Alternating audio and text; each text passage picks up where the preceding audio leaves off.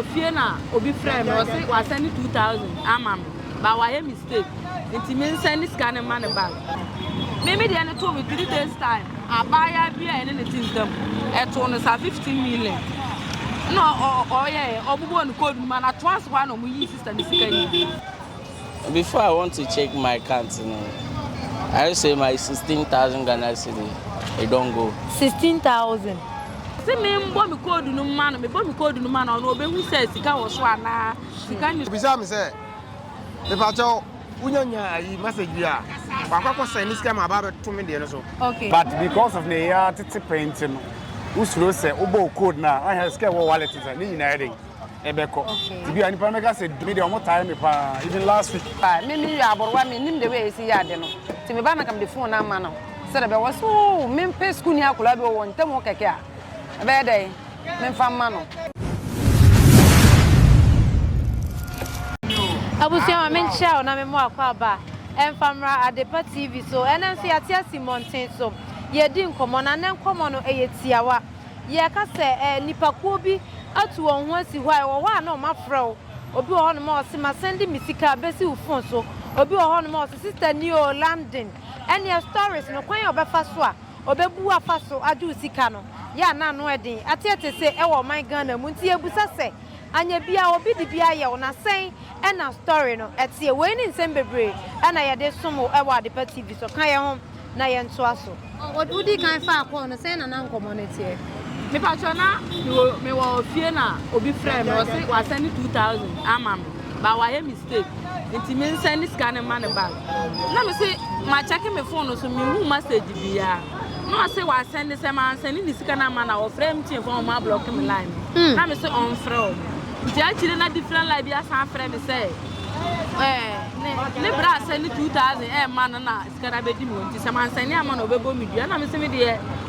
Na me de phone pie de kwa kire obi o se message bia ni so kire say o se me mbo me code no ma no me bo me code no ma no obe hu say sika wo so ana sika ni so na me say me man go school da me timi mbo me code o se me fam pie mfam koma obi na nipa no ye den embo code no ma me say da bi me ntimi me kunu ni ho ene o frɛ me atila akire na me kunu ba na me phone no ma me kunu ana me kunu di ba tem na o se an utiri ye pa also chasiri utiri ya kama chiwa di na me kuru so utimi twimi ndisa ti de me de to Then I got to be a bean to die be a penny about that. oh me de afutu a me de ma mo ne say obi a sa de ni bin to ne da no omo fra omo ye nipa bi a omo nim kasa omo nim akorokoro obeni spa be fa so wa de nkwa wo se wo ye nipa bonini nti onyanya wo kodu na ene usike wo funu so nyina de wo betwi ni nyina maybe the other told me 3 days' time. I buy a beer and anything them at 15 million. No, yeah, or one code man at once one of my sister 1,500. 3 days' time. I told me 3 days and 2 sisters give. Wow. It is having a tone. Yeah, that's it. If you any day or hunting, young as I was a wako school though, school though. I was somewhere in that home. Nipane frewa, a bear cranka and then a cranka sacram. Yeah, that's it. Omo dey adwin na okay. Omo say me tija ho me bro. Ono omo ye adwuma. E na first so no omo ye mema ti say mba nyina do mo agi. Sa. O mba nyina ka ho. Okay. Nti me da futuo kakra me de mema. Omo e bi ntu omo da ne say ho na wunya ko bi sa na na omo ni ada ho say na be ya. Yeah. Obi jo utu na series kura. No correct. Wow. Yeah, that's it. Nyamin sure so on editing. Yes, like how did it go? The first time that you answered the call, what did the person say? Like how was it, the process before he took your money from your phone? No, then called me. Then they didn't say, then send money for my accounts. I say no, I don't see anything. So later, like evening time, but this time around, I did go work that day. Around 7 to 8. Then still they call me, say na manager office. From manager's MTN. office? From MTN. Okay. Then they called me. So I tell them, say I don't see any money. But then they find my Ghana card, and they know me get Ghana card. It's someone registered for me. But now my boss, yeah, he registered for me. So I come meet him. So as we are talking now, you have a Ghana card? No, I never have a Ghana card now. Okay. My boss is still there for me now. I still there with my boss. Okay. Who is a Ghanaian? Yeah. Okay. So later, like tomorrow morning, before I want to check my account, I say my 16,000 Ghana cedi, it don't go. 16,000? Just like that? Just like that. I can't tell my boss, see what's happened to me now. Okay, me and him can't rush, go office. Then can't check the receipt and see the receipt, then withdraw the money. Yeah. And the name of that person, they for that. I tell them, say whether then go fit track him so that I will see that person. And tell me, say no anything, then go do about it. I go there like 3 times, then no anything. I go for office, Voda, then no anything, then talk. So Vodafone office and MTN office. Then tell me, say no anything, then go do about it. Say no problem. So he never reach 4 months. Really? But I have the number, then take call me. I have that person number here. Okay. Because I write the number down. Okay. Have you tried calling? If I call him, he can pick up. But when I talk about the money, then go call the call. How? So any step forward, like what's next? No. Are you letting it go or? Oh, I don't know. I go get that paper now because I don't tell my boss. My boss don't follow me go for MTN office. Okay. So MTN office say no anything they go do about it. So what I go do again? Okay. So when I get chance, I will find them now. All right. When you get chance, I will find them. So 16,000 just vanished, just like that. Just like that. Wow. Have you heard of this protest against Nigerians, Ghanaians against Nigerians? No, I never hear. You never hear. So how is business here in Ghana compared to Nigeria? No, Nigeria good now, but you know say na currency. Because of currency. But if the currency good, it cannot stay with your country just forever and ever like that. Sure. It can travel to make a like connection. Because it cannot stay for one place, they do business. Yeah. Shabi gets. It can travel, go another country, go do business. If you like to stay for that side, do business. You can stay there. If you have another business to do for Nigeria, you can go there, go do it. Okay. That's so business they go. What's your name? My name is Chukwebuka. Thank you for your time. All right. Yes, okay. Onye osansan foforo kra mame Odi kan fra ono sen na o sha ase obisa me se me pa cho unyanya ayi message bia akwa send this scam aba to me de no so okay ana me so me tell mu se bibia ni wa ma hu sa ndo ma me check me balance he me check so no bibia nim ana me ka je se ne osansan foforo mame ana me ka sa che no ofiri won sa me san friend bi ma on fa me si ye ne me friend bi ma on fa enu ya da di na tam kra a che akra almost be okay apart from enu ebi amfra obi antu na wo kwa check your balance na wo nsuro se ebi a usika bi da so a me ko check no me nko na me wo ntimi ko check ya obi anu obetuma hu me code akwa ebi ntina me nsuro because na me no bi angina wo se obe ya me check e obehu code am be check na o me am tim me am de anti me adresse bi ban me okay ntima me ye ni sa ya da se mami mo akwa aba emra de TV so right make you so many aba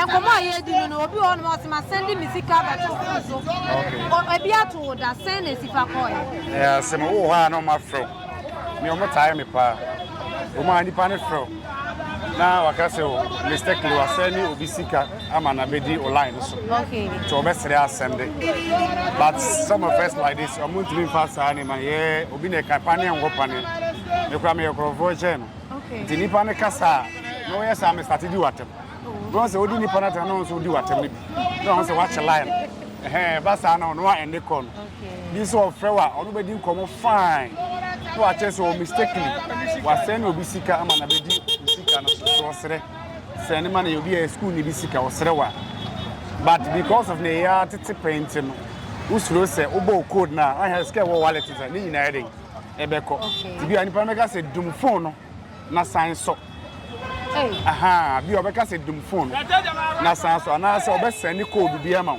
o enter na wa dum phone na wa sign so but Omadica dedicated those things. Udum now so automatically wait my crew sika na eden. Te ba me sana me like this me the omo time me pa even last week we crowd frame. So Charlie my mistake I send me near baby or school. Me sika me so 3,000. Me so my account in fact ana am for send me skente no. My let all those things. Tini pan from me masa we press in what.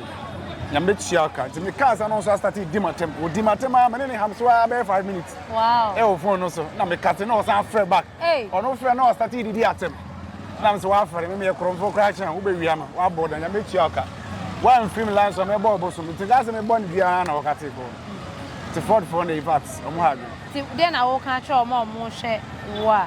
Ebia onya experience bi obi be frɛ na ka say. Okay. Sending it. All right. Near American before then. Me ma me bi odi asempa. Mama no mo tai ne pa mo wian pa say on ni mo sa no bitimi frɛ na mama ma send ni sika say ama online to send me back ampa so na wa send na o mama no ma no wa send Oh. o mo da en be several times later kra me na me man alert say obi frɛ say wa send ni sika category no o frɛ me mfa so what dey say but the make share me nua no ma o mu tie me say so wo ha na say obi frɛ say wa send ni sika to online so a me so me mfi no o ka say check your wallet so a mine check it because check it automatically usika ni nyina den ebeko ntimese obi ha say obi frɛ say wa say ni sika wo fili akati ni pa na di nyina tem na hende call no that is all frɛ wa me mfa bi o wa obetimi asɛn no ma be say wa send ni code bi enter first na minimum obi ka den ka ga ni wiam o ma me details bi say me info na me enter into where na my enter te obi ba say there this guy is frauding me and me am having ba bank till say ma me yi am enter bi na me cut into of frame until later no I started edit my tem e o phone say this guy is a fraud so me say o ba bi na say obi e fraud say say am free ni pa no e fraud Yeah, that's any fraud say e frame me tobit ya me sure so ne mami mo akwa ba mra de pa TV Me do so obi afra wo send sika wa send abeso phone so send na nkomo no esiko ye bi atoda to de bia to me bebre kwa send na for me timita dem kwa na o ma frɛ me say wa send ni sika bi na aye wrong line bye me nya den me nya me number me mbo me code ni ade eno de ade kwa be ya hodo be me ensa me san kwa afuom dida no kwa na me tete ahaban kwa nsusa o so wa send sika ma me to obi de so ba abeto ne de me de nso na me sika be sen o se me de men bo me ko ma yi no no anya de na me so obi ani me nchen wa ha nti se be ya me ba Techiman dwom to onhia me kwa be ya na nka me de phone na ye de nti ka me de ne se de be ya nka me ne be hia kuni mpo na me se me ton fungu so to se de be ya me ne be hia me hu me na ono so hu me ba me ya aborwa me nim de we esi ya de no nti me ba na nka me de phone na ma no se de be wo so me mpe school ni akola be wo ntam keke a be de me fa ma no nti me ne ye ya me so keke kakra me ba ni o frɛ me be to aso be premier san nan o ya na me de afa na me se me fiti Techiman dwom me ba ma be gina ha twen ne sa ma hu no eno de no kore ana ba ko so dan mu so sa no se se mama mpa cho ma se ni misika na ebe ya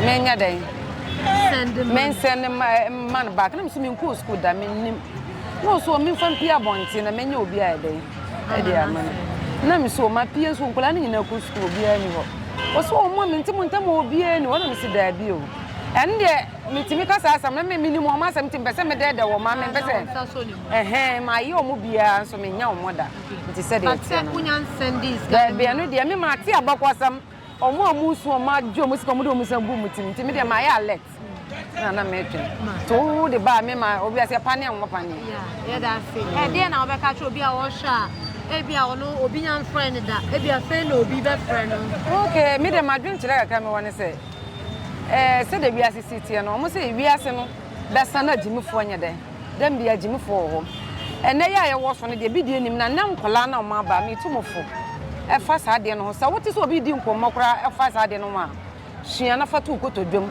anasa wote se ye ka bibi wo baabi se bibi ya se ni se ya me saa te sem no na mate a me so me de ada me ho so a omofra na me so me ye den ma hu de me de ye o ma ti so de me wo kan pa to ye frɛ me akohia na ngampoka that's it Marco so ne e twetwe that's de bia mo ta frɛ me de ba me de minimum nti no mo nya frɛ se oh sister me pa cho ma send this card to line so ana bi wo ko to me ya mama message aba say cable phone so ba obekwa kwa check wallet no na sika bia mba ba omo amonni hwe no bi wo ho ya ho message ne sa na wade o se oh we de ya no kre scanner ba message wo so aha obehwe na omo sa ndi transfer ma me back nti na wasa andi e bo code we nti no be wie no na ma che o sika nyina wo nkrofo ba ha ebe ka sa asem sambi wo ho mo ba obi kura ti mi ka se ko momo wura ho wa wi ni bibi nti no ko na me fa number ma nti no wi a